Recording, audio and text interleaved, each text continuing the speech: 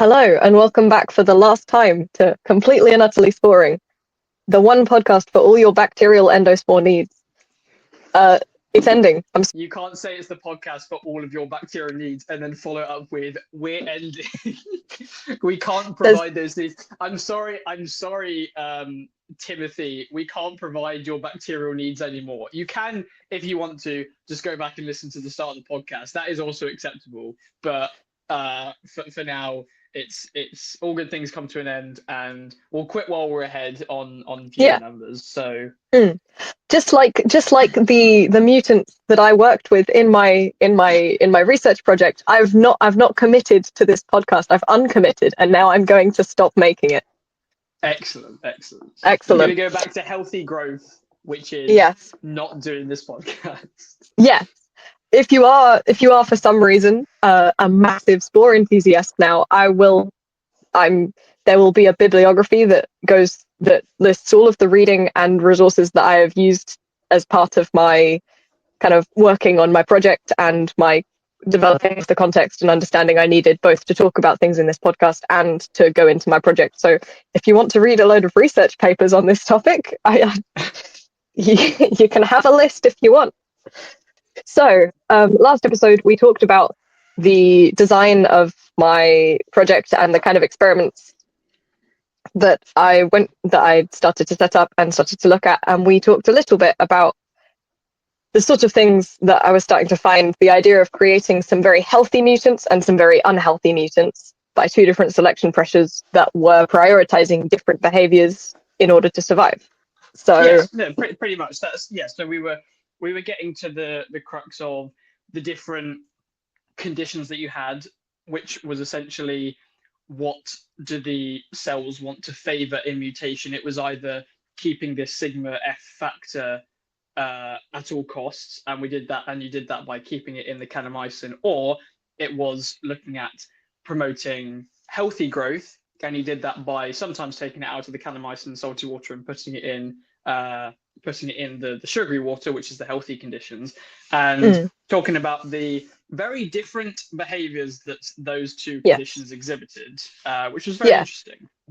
It was the idea in that second condition of recovery, the idea that you could put it in that difficult condition, and then once it had started to outgrow, take it into a favorable condition where it could have that outgrowth promoted, where it could just fully return to vegetative growth, repopulate, and create a generation to use for another day of experiments in that selection pressure. So we ran it for 10 days of taking that same population, and then we looked back at the stocks that we'd made. We put samples in the freezer like freeze frames. We could then look at them under the conditions again under the microscope and identify the most successful population, which, as I said last episode, generation 8 had the most consistent and healthy cells. We were then able to take this when each generation was a mixed population, because it was a large number of cells, we could then dilute that, grow it. We would call it streaking to single colony, the idea that you can take a population that all originates from one bacteria and therefore they will all have the same phenotypes. Yeah, so essentially by growing these colonies, that's a way of looking at the behaviors and characteristics of this single cell that everything has grown from. So if you look at these single cells, these are the sort of things that we would send off for sequencing, because if you sequence the genetic makeup of a single cell, you get just what mutations happened in that one. You can't sequence a mixed population in the same way, because you'd get different information from different cells. Yes, yeah. So there we had, in the end, we sent off for sequencing 3 of the healthy selection pressure, 3 single colonies, and 6 samples from the unhealthy selection pressure. Yeah, and then we also put in the kanamycin, Yes, and then we put that against a reference like a wild type, which is again what we use, the strain that is completely unmutated. Yes, okay. So completely healthy. And then the concept is that once we get that sort of information back, my supervisor, my PhD student, can look at that and use that information to identify if we have discovered new genes related to commitment, what the functions of these genes are and what they do if they are added to the commitment mutant, the uncommitted mutant that she has already created, if we use them to make a new mutant with these mutations added in. Is it closer to sigma F deletion as you can compare the phenotype to a control, as we've said before, the idea that if you delete sigma F, you've got full uncommitment. It does adding these together, how much closer can we get? Yes, because deleting sigma F, I suppose, is what you're doing when you delete sigma F is you're stopping all of these 100 genes from being turned on, and some of those genes are related to commitment. Yes, yeah. And in order to select once we'd completed the 10 generations of culture, and we spent the rest of the 6 weeks, or I spent the rest of the 6 weeks, characterizing as many of these mutants as I could, both on the plates and under the microscope, and then starting to plan in, as we said, when we created the strain, talking about the transformations in order to delete genes, we could then design transformations to look at it under the microscope with a bit more information. So the idea of I've said about putting a fluorescent protein tagged to activity. So this is something that I like to use the analogy of extension leads again for this, because it's the idea of we were basically plugging in a lava lamp on the extension lead called sigma F, because it meant that we could see sort of a glowing compartment everywhere where sigma F was activated. There was the instructions activated to make a fluorescent protein that then, when looked at under the microscope, would glow. So you could see any areas. We were looking at these cells that we thought were outgrowth and thinking, we need to be able to confirm these are outgrowth. And then you put the fluorescent reporter in, and you can see that the things that you are hoping are what you want are glowing. And it's very exciting. Yeah, it is definitely. And it's a bit like, I suppose, that's similar to the antibiotic resistances. It's just a way of identifying specific subsets of the population which have, as we say, specific characteristics, whether it's related to sigma F being turned off or on, or whether it's related to these specific genes that have been deleted under sigma F and things like that. Yeah. Something that was really exciting was not only did we put these in the selection pressure that selected for healthy outgrowth, it was very easy to transform these cells with this fluorescence. You could give it, because they were selected for functionality, they were selected for being healthy and good at growing. It was really easy to give them the DNA for this fluorescence, and they could take it up, and you could, as soon as they were transformed, we could put them under the microscope, we could confirm that they were doing what we thought, and we could select the most appropriate ones for sequencing, the ones that exhibited the longest outgrowth or the best ability to replicate. And that was really exciting.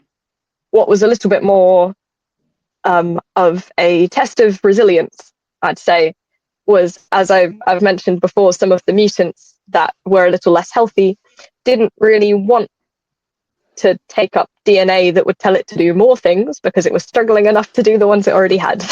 Yeah. No, I suppose that is the problem with when you're investigating very abnormal mutations, which potentially no one has come across before, which is that you don't know how it's going to behave when you need to just do not basic, but like rudimentary things to do with your experiment, not necessarily investigating their behavior. And this turned out to be one of them. But in hindsight, hopefully some more of that will be really, I suppose, investigated in the gene sequencing, though. Yes.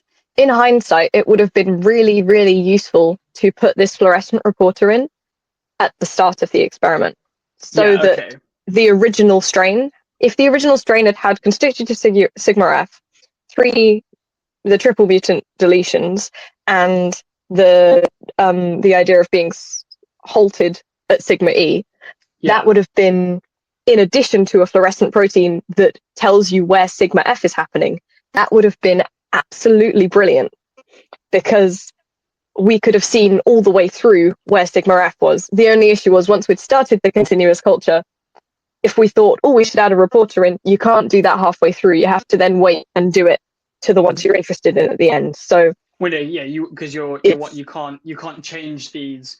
You can't be changing. I suppose if you were to add it halfway through, then if something had mutated, you wouldn't know for sure that it's because of the harsh conditions you're putting under. It might be something to do with the addition you've put for the fluorescence. Yeah. So this is something that I guess, as a person very new to academic research, I was learning and growing, and after some conversations, we would have conversations with, first of all, conversations with my supervisor, but conversations with my supervisor and her supervisor, where we'd come out of a conversation and think, oh, we should have thought of that. How can we implement that now that we know we should do it?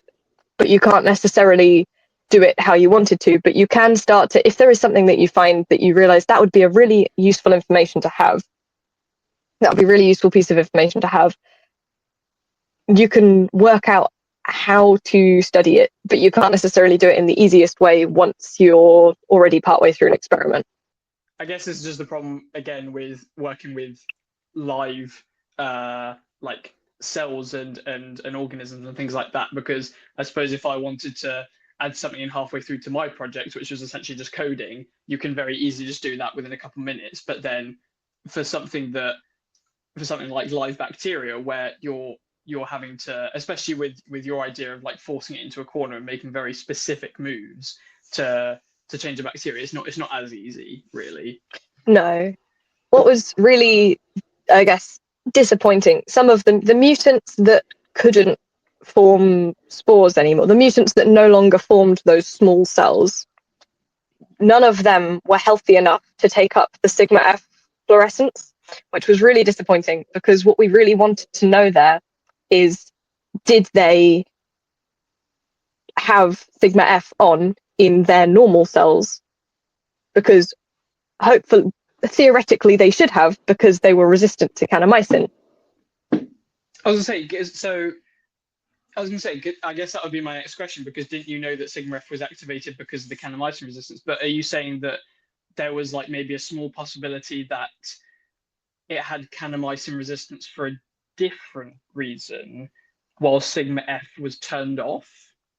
Well, it would be unlikely.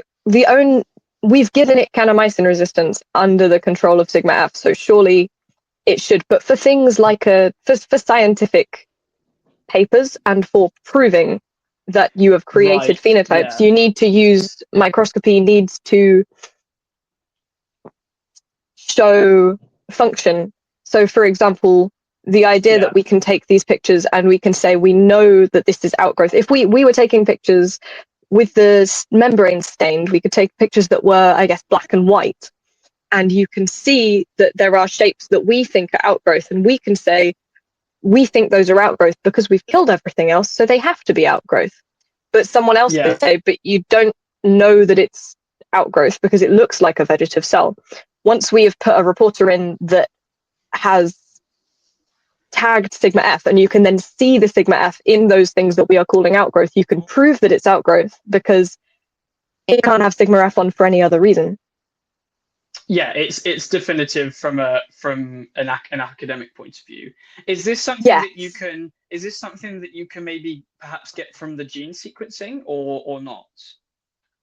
There will be some. We'll be able to look at some of the changes from the genetic sequencing, which should hopefully allow us to understand it a bit better. Especially for the genetic sequencing, we picked the most promising mutations that we were most interested in for commitment's sake. Yeah. So we knew that those that had lost the ability to sporulate weren't particularly interesting for commitment. So we didn't actually sequence anything that couldn't form that first stage of sporulation anymore, because it didn't tell us about commitment.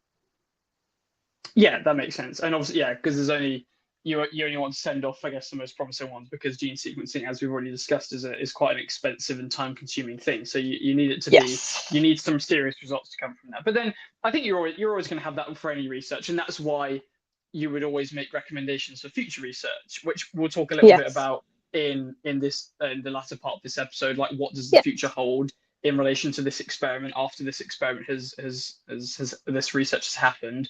And yeah, you do always have some stuff that you think you can do in the future, but I guess unfortunately it's just the benefit of hindsight. But then we shouldn't let that obviously blind us from kind of definitely what has been achieved in this research, which is quite a big deal. Despite the fact that we were struggling to put these fluorescent reporters into the less healthy mutants, let's say, it was some of our theories and our thoughts about what was happening were confirmed, or at least validated, by some of the things that we were seeing when we tried to do this, because our theories that actually this is unhealthy because of this change, it was proving that it was unhealthy. And though that didn't give us all the information we wanted, it did tell us something.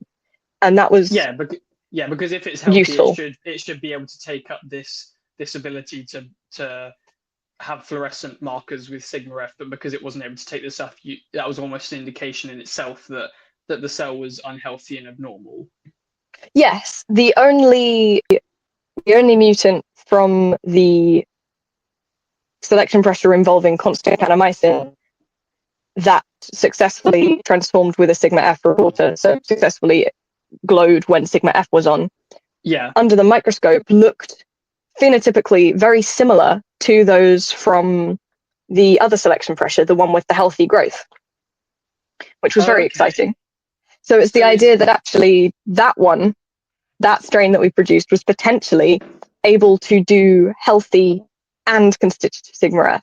But that was one of the ones that we sent off to sequencing and could hopefully inform us about some things. But lots of the ones that didn't have that long and successful outgrowth weren't able to survive well enough to repopulate a generation used to look at under a microscope, or weren't successful enough we couldn't grow them to a good enough number and at a good enough level of health to then give them DNA that they could use.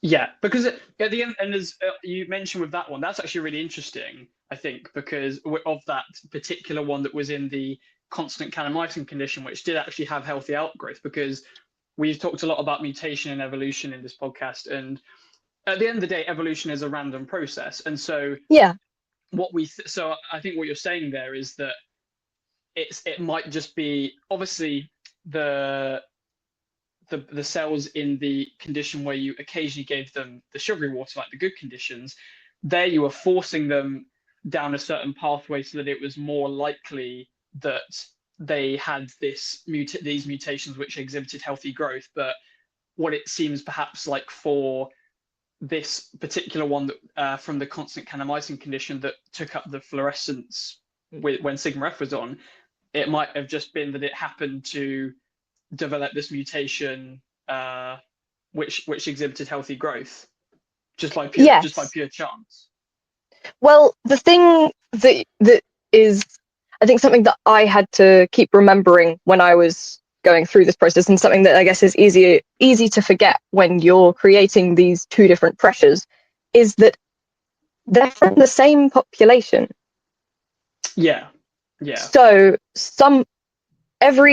generation 9, we would create the kanamycin plates for generation 9 and would use to make generation 10. So they, hypothetically, some of the cells that, if there was a healthy cell that could have constant sigma F on, it could also make its way into the next generation in that healthy condition. Yeah. Because it can have, it could have the ability to do both and end up in both conditions. If it's suited to both selection pressures, it will end up in both populations selected for by the two different selection pressures.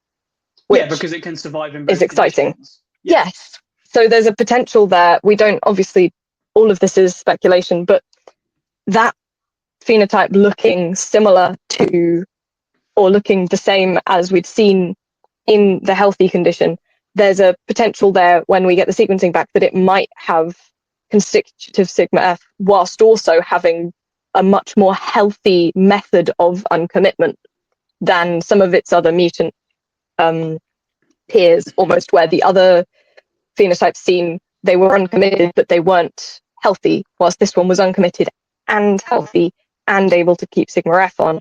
There's a potential there that we have, after those, this was in generation 10, after those 10 generations, there was a mutant selected that managed to potentially do it all, or do it all as best as we could. Yeah. Which is quite exciting. Yeah, that is, no, and you're right, it is exciting because ultimately that is, I suppose, very closely mirroring what the ultimate end goal is, I suppose, for, especially if you're a PhD student, PhD supervisor, which is that you have a cell which is completely uncommitted and can exhibit healthy growth, like the control ones where you deleted sigma F, but it still has sigma F on, essentially, which is ultimately the end goal. Yeah. What was interesting as well, we as well as tagging the sigma F activity, we could also, I said before about quantifying outgrowth with 3 different factors. The idea of size, ability to replicate, and ability to express sigma A. And we looked at replication in some of the mutants in the really some of the mutants in the selection pressure with constant kanamycin were forming a large number of septums, and the idea that they were starting to form way more division sites in one cell than would normally make sense, and we couldn't really understand why they were doing it. Sorry, is this what a septum is? Is the division site? Yes, sorry, the kind of lines. So we form the lines. So you've got the ones at the end, but it was forming additional ones inside the mother cell that we didn't understand. I remember you showing me those photos because it was within the mother cell you have a lot of the highlighted lines which wasn't necessarily what was expected or what was normal behavior. No. At least. Yes, we were able to, in some of the other in one of the mutants in constant kanamycin, tag DNA replication machinery with a fluorescent reporter, so we could see a little fluorescent dot everywhere it was actively replicating DNA. And what was exciting was, at this point, once we'd moved it, we could see under the microscope they had multiple replication sites in all 3 compartments in one of these mutants that we'd created. So the mother cell, the mother cell and both attempted 4 spores were able to replicate DNA, which seemed absolutely amazing because that implies that they were able to overcome the concept of diploidy. So the idea that chromosomes, when it replicates to form 2, to form the mother cell and the 4 spore, it forms 2 sets of DNA. If it's replicating, if it's got multiple replication sites in all 3 compartments, that implies that there is DNA in all 3 compartments. So there must be now 3 sets of DNA in some of these cells. Yeah, originally we said that there was the 2 sets of DNA, but it was now, instead of it being 170%, I think, in the mother cell and 30% in the small cell, or the other way around, it was now the 2 sets of DNA was being shared between the 3 cells because of these 2 attempts that the mother cell had to replicate, essentially, and engulf the cell. But now you're saying that there's the mutants where that actually has 3 sets of DNA successfully spread out.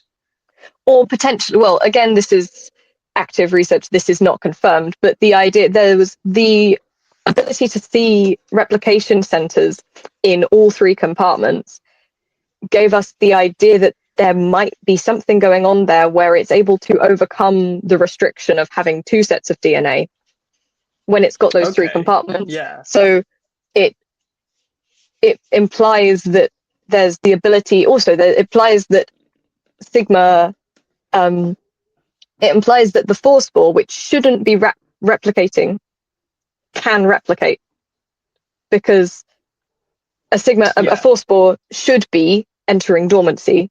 So it's a positive sign for outgrowth if a 4-spore can replicate, because that is a sign of vegetative growth. Yeah, it's one of those kind of like those. I'm not sure if it was exactly one of those 3 different things that you can use to identify and measure commitment, but it's a positive sign. Yes, well, it is. It's one of the. It's kind of like it's one of the signs, but it's not the most effective way to measure it. Would be to tag the DNA, to view the DNA itself and see how many copies of DNA there are. But in the small scale, in the smaller time scale that we had, we were able to tag the machinery that makes the DNA. So we were seeing that there were multiple replication sites. So we knew that there was the ability to actively replicate DNA rather than seeing that there were multiple copies. So it's promising, but in further research, you'd potentially want to see the chromosomes themselves and be able to see multiple sets of DNA inside a cell, rather than just knowing that there were multiple proteins able to replicate DNA in a cell, because it's kind of a step back.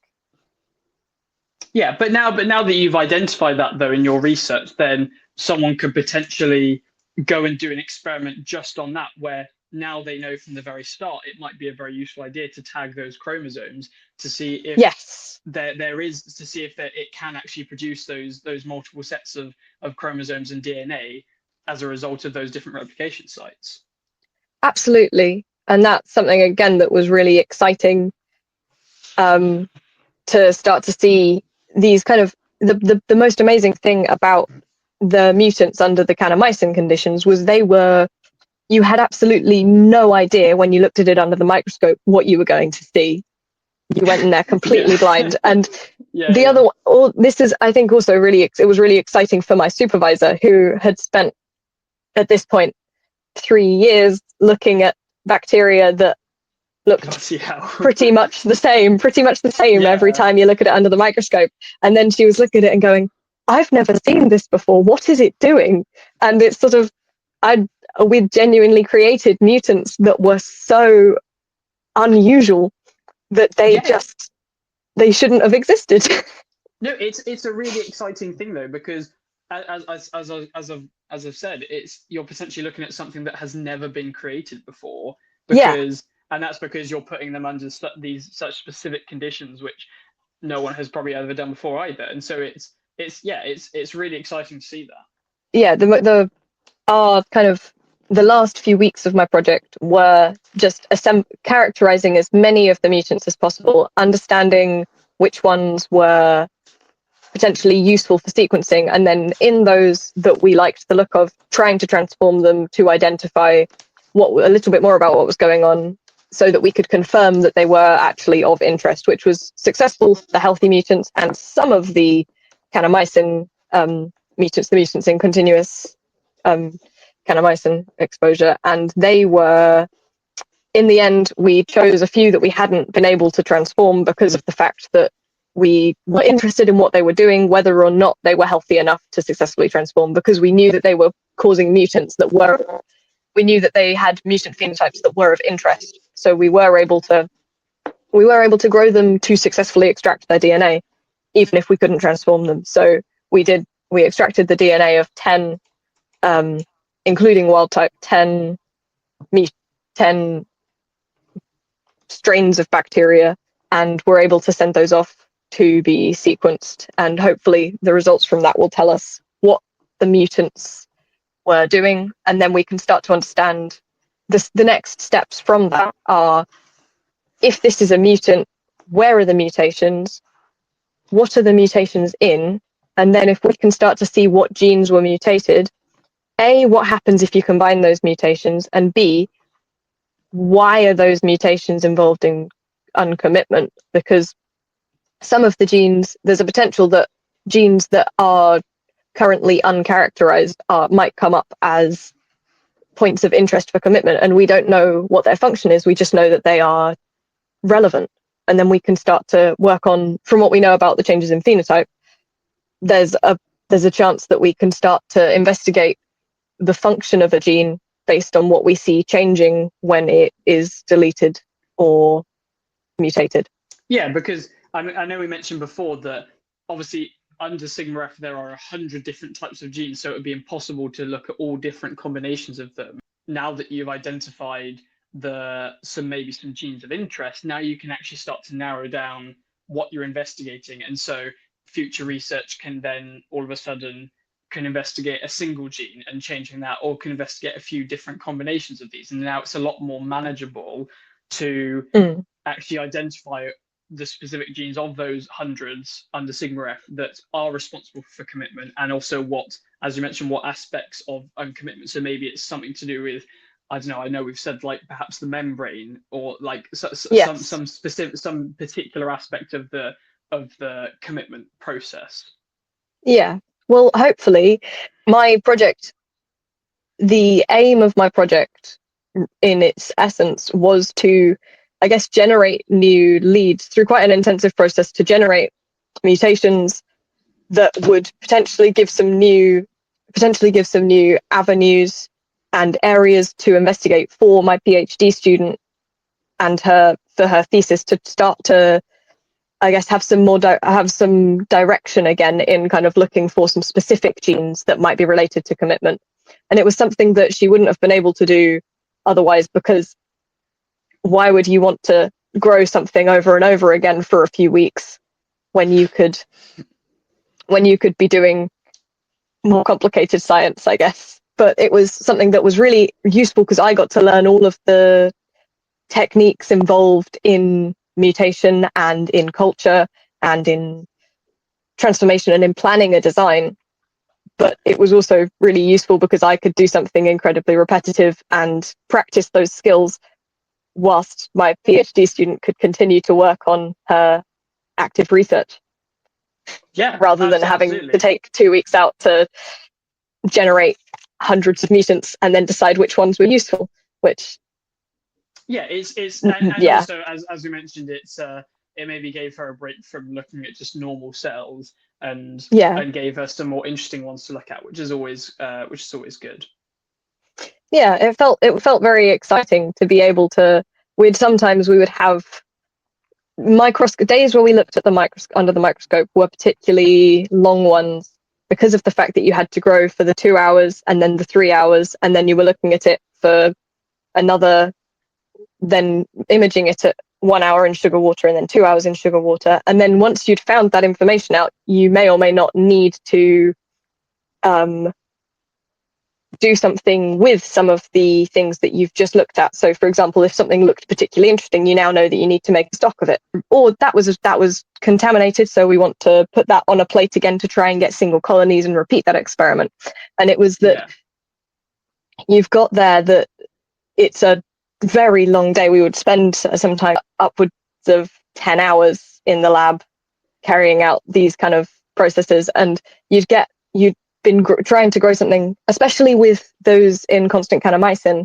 These were unhealthy. They were slower to grow because they weren't happy. Sometimes things would take longer than expected. We might be quite disheartened by the time that we even got to looking at them. And then we could look at them and think, oh, wow, they're doing something exciting. And you almost get that energy back because you know that you're doing science, and you're reminded that you're doing something that is discovering new things, rather than just, I've been transferring some liquid between tubes for the past 5 hours.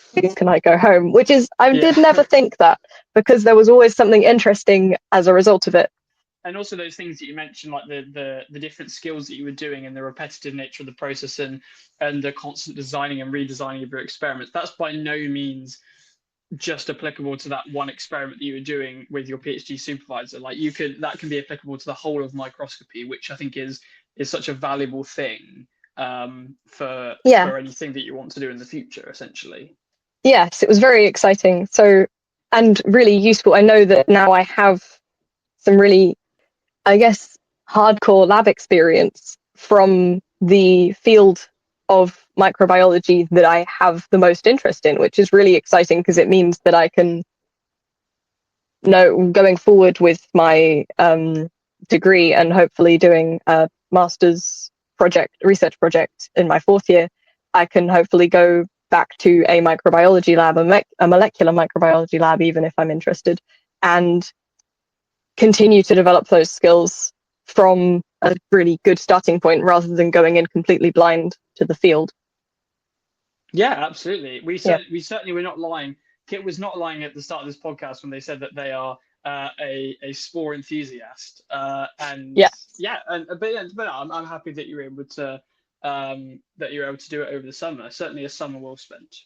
Well, hopefully the outcomes that I kind of hoped for were learning about spores, learning how to study spores, learning how to do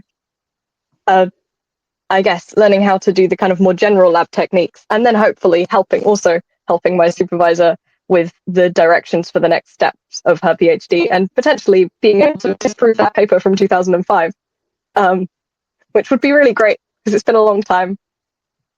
What is this 2005 paper, just very briefly? Well, I think I don't remember. Oh, I thought I mentioned it in episode 1. If I haven't mentioned it in episode 1, I don't think so. Either you haven't referred to it as the 2005 paper, but I think it might be worth just giving us a reminder.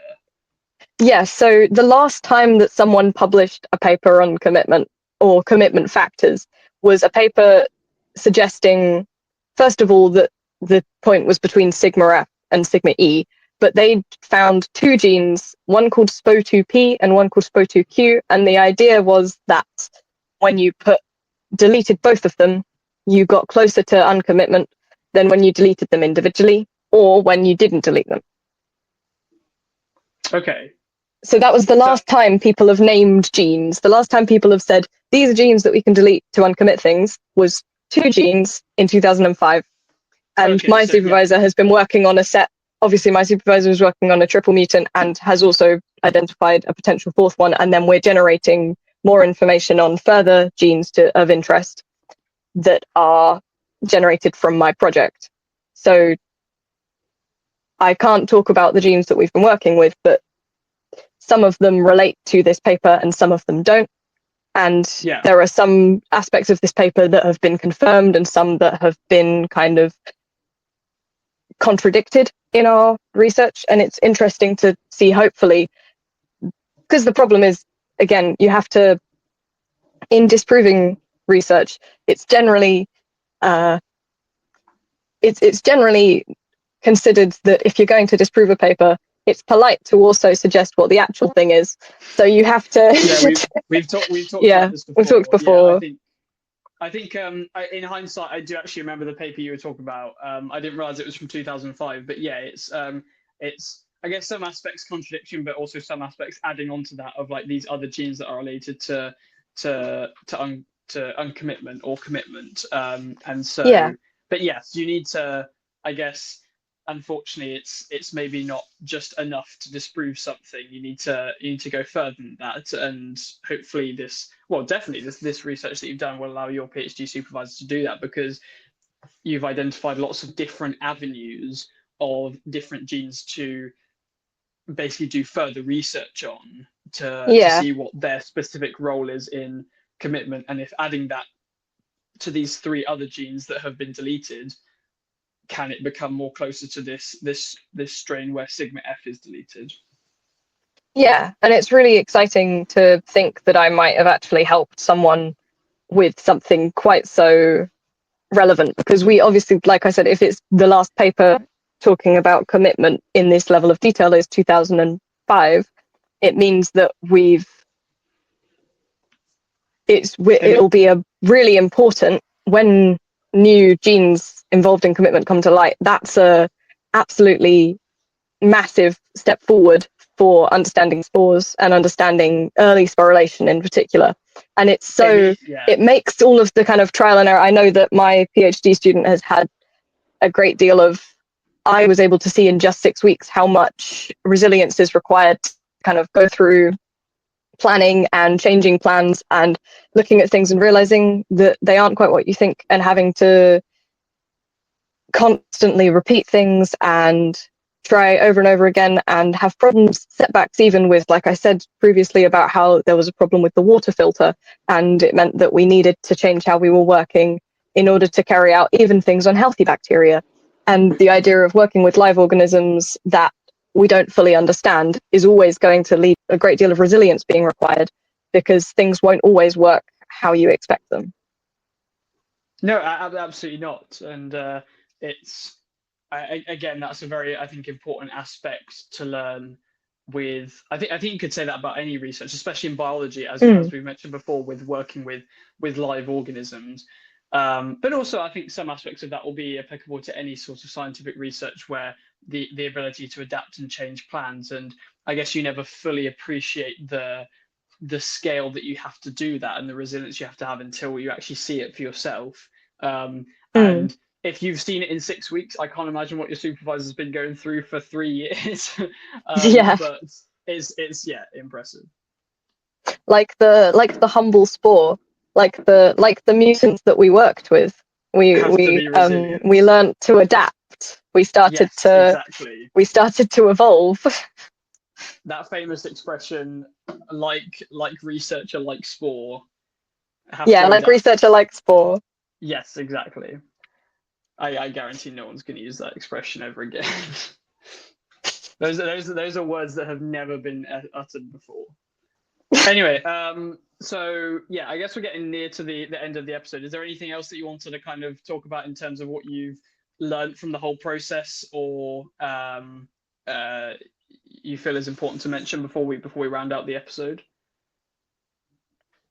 I think it's just I think it's just I learned I'm still so excited. It was so interesting, I guess, because I was experiencing it whilst it was happening. I realized when I would interact with other people that I had so much to say, and it was amazing how much I'd learned, not just about bacteria and about the project, but about research as a concept and about the kind of ways that people approach things. And I think I'm a sort of person that writes absolutely everything down, and it was so brilliant to have that kind of confirmed as a useful thing, because I was making so many notes on everything and I was keeping a track of absolutely everything, and it was really useful for my understanding of things and for my planning. And it was so easy to change a plan when you'd kept such good track of where everything else had gone. And it was really exciting to be able to use a skill that I thought was potentially not that useful for good. Yeah, absolutely. And I think something else which I think is similar to that I think I didn't come to appreciate as much until I did URSS for my project specifically is that I don't think it's very easy. I think when you're doing your degree and you think a lot of the things that even though a lot of the things they're telling you to do with, say, like maybe when you're conducting an experiment or something, they say these different things are important. I don't think you quite realize or appreciate how important they actually are and the actual reasons as to why you do them until you actually do the research that you do. Because I think that's perhaps something that you come to realize when you do your SS is like, oh, actually, yeah, that thing is coming in useful, or actually, wow, okay, I'm perhaps a bit more prepared for this thing than I thought I was. Yeah, well, that's something I definitely, in comparison to some of the lab techniques I used during my research project, we had technically learnt as part of my degree, but the way that we had learnt them, because of the fact that we'd learnt them simply as a skill rather than having a reason to do them, it Yeah, it led to I've got a higher level of understanding now why you do that sort of thing and the sort of things that are important to control, because I understand there was a kind of purpose in my head of I'm doing this experiment because I want to know this thing, not I'm doing this experiment so I can learn how this technique works, which learning through doing is such a brilliant way of gaining, I guess gaining experience is a brilliant way of learning. at least for physics, the first 2 years, the experiments are more about learning the techniques rather than actually getting to any sort of result. And so I think it was refreshing to have both of those going on at the same time, where you're developing your skills and techniques, but actually you are investigating something which is on the very front line of research, is exciting, has never been done before, and that, yeah, is exciting. Yeah, exactly. I definitely agree with that, because it's really brilliant to start to understand how you can apply the sort of things you've been learning in your degree in the future. And hopefully, I know that I am fascinated by microbiology. I think that if I can manage to be in a position where I get to continue to work in microbiology. I hope that it likes me enough to let me stay. But anyway, I think we've definitely covered spores in a lot of depth there, and it's been very good. I am now much more enlightened. If you couldn't tell by the start of this podcast, I have not done any GCSE. I have not done any biology since GCSE, but now I do feel a lot more informed about what spores are, why they're interesting, what you actually investigated, and why that's important for research as it is, but also just for its future applications, and what the results were and what they mean for future research, for not only for your PhD supervisor, but also for people in the future. And so, yeah, we hope that our viewers have also been enlightened by this knowledge and this research that's gone on. And yeah, thank you very much, Kit, for taking the time to explain it to us, as it is very exciting. Hopefully it wasn't completely and utterly spore-ing. Not completely, I think. Maybe if we were to change the title to like partially spore-ing, then I think spore-ing. I think maybe that would be more accurate. But no, it was genuinely very good. Thank you. Well, I hope that it's been a fun process as Callum has found it for any listeners. Yeah, it's been real. Yeah. Thanks everyone. Bye. Thank you.